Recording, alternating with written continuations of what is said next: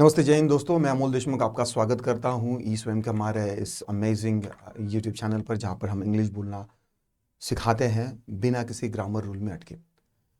आज का हमारा डे 1 है और डे 1 पे मैं हमेशा सीक्रेट रूल नंबर 1 आप लोगों से बात करता हूं। And the secret rule number 1 is, let me ask you simple question, how long you have been studying English? 5 years, 10 years, 2 years, 6 months, 10 years, or maybe more. And still, when you try to speak, you feel stuck, right? You know the word, you know grammar rules, you can solve exam questions, but the moment you open your mouth, your mind gets blank. I know that feeling very well. I've been there myself.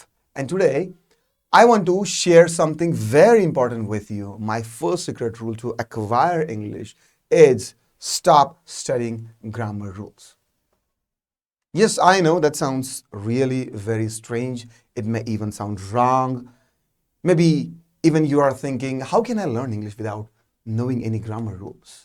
Just stay with me for a few minutes, okay? And I'll convince you that grammar is really not very important. Actually, grammar is not important in order to become fluent English speaker. Don't judge my idea so quickly. I'm not talking about the school English or the exam English, okay? I'm talking about the real natural English. English that you can actually understand and speak naturally in real life. Now, मैं आप लोगों के लिए एक amazing चीज़ दिखाना चाहता हूँ। ये है मेरी बेटी, राइट? ये है मेरी बेटी और वेट। जब मैं इन्हें, मेरी बेटी को जब मैं इंग्लिश बोलना पढ़ा रहा हूँ ना, तो क्या मैं ऐसे past tense, present tense, future tense ये सारी चीज़ें पढ़ाते बैठूंगा? क्या इसके ब्रेन में जाएगा वो? नहीं। तो बच्चों का जो अप्रोच है टूवर्ड्स लैंग्वेज वो नेचुरल होता है। They never think about any grammar rules, और वैसा ही माइंडसेट आपका चाहिए। और ये चीज़ आपकी जो है वो ब्रेन स्टॉर्म करने के लिए ये रिवोल्यूशनरी आइडिया है जिस पर आपको ट्रस्ट करना है। एंड जाओ बेटा, बाय बाय करो। ओके, जाओ। ओके, हाँ आता हूं, मैं ऊपर आता हूं, जाओ। ओके, और इस आइडिया को आपको अपनाना है। And I give you enough evidence जिससे ये आपको भी लगेगा कि हाँ, ग्रामर स्टडी करने की कोई जरूरत नहीं है। Okay, now think about this for a moment. When you learn your mother tongue, जब आपने आपकी मदर टंग सीखी, हिंदी, पंजाबी, गुजराती, बंगाली, जो भी हो, did you study any grammar rule? Did someone explain tenses to you when you were a child? Of course not. You learned by listening. You acquired your mother tongue by listening. You copied what exactly people said. You made mistakes, many mistakes. But slowly and naturally, you learn. English works exactly in the same way. But somewhere along the line, we were told that grammar, this is super important. If you don't study the grammar rule, you will never be fluent in English. Okay? And we've been told constantly that first grammar and then only speaking. And honestly, this is the biggest lie, and this is the biggest problem. Grammar itself is not an enemy, okay?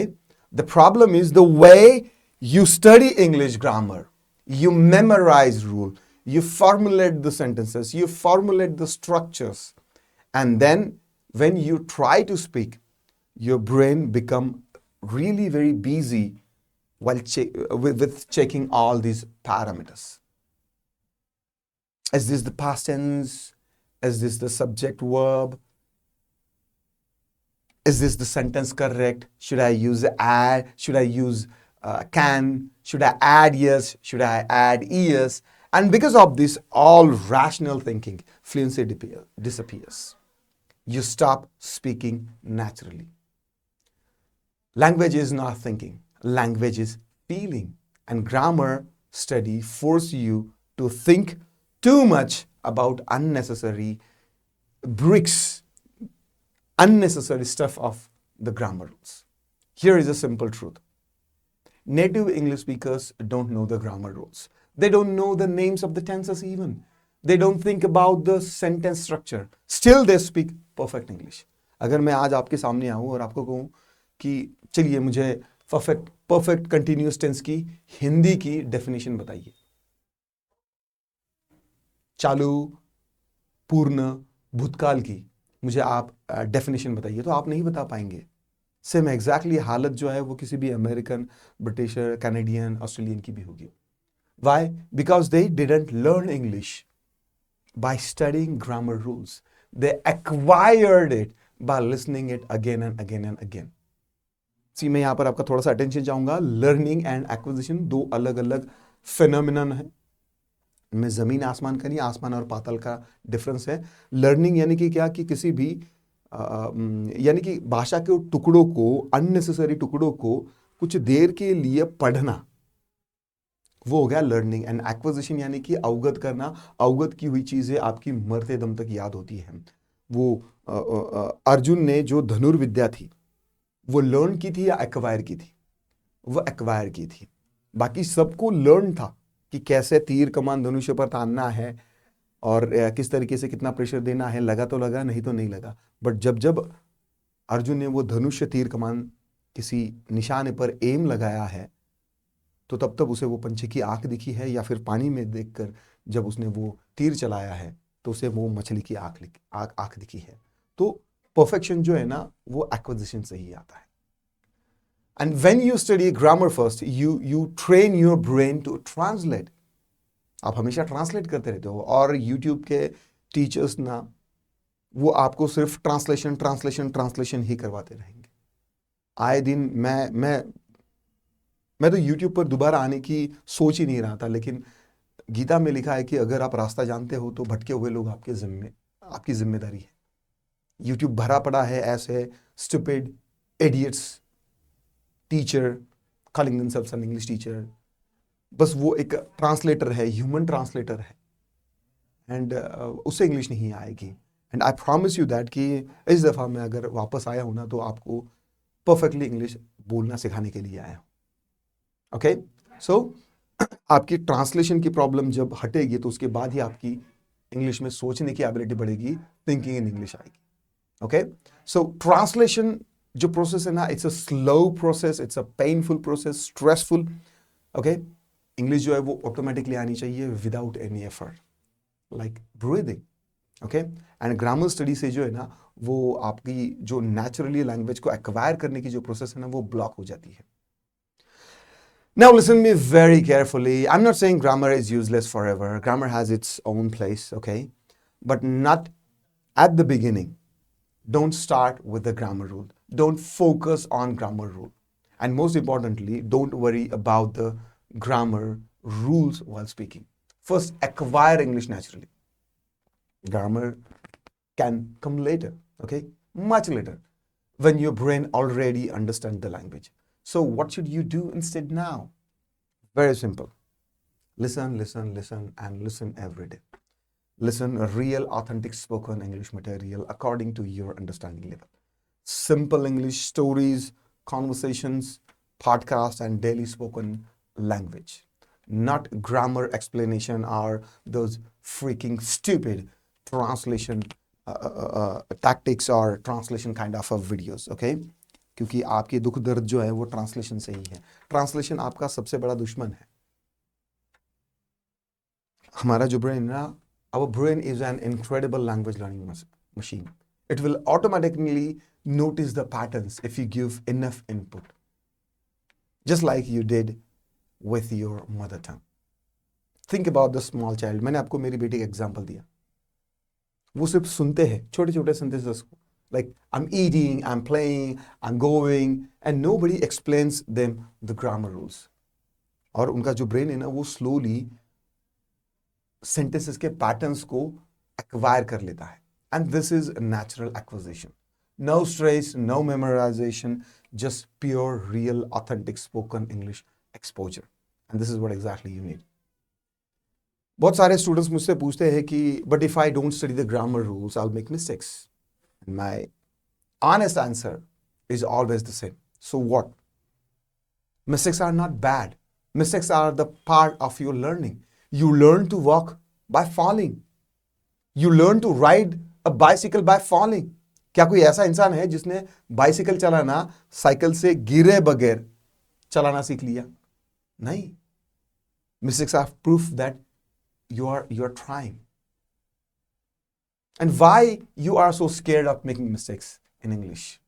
If you wait for the perfect grammar, you will never be able to speak English.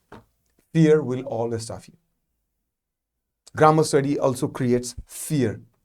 Fear of being wrong, fear of people laughing, fear of embarrassment, fear of being judged by the other people, and this fear blocks learning.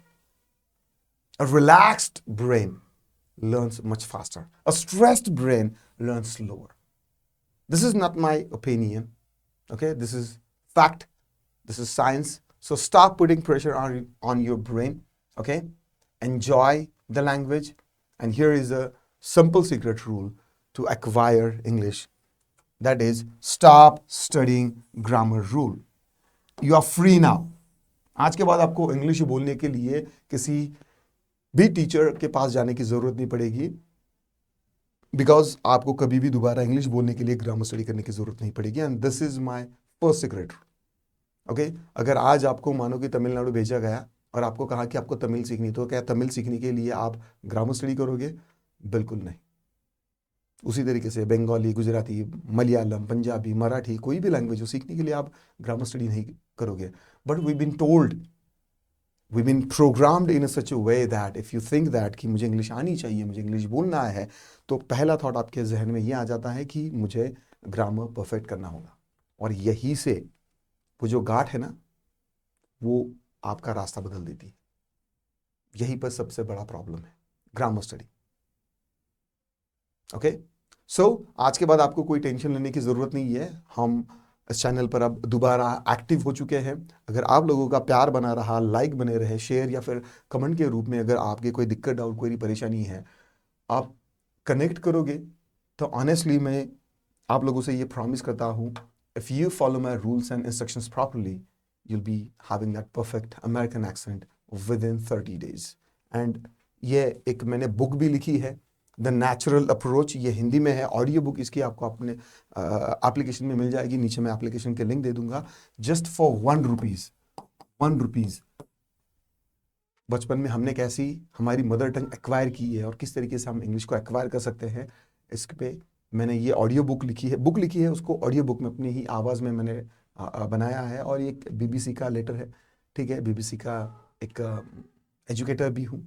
So relax, enjoy, okay, and remember, don't learn English, you have to acquire English.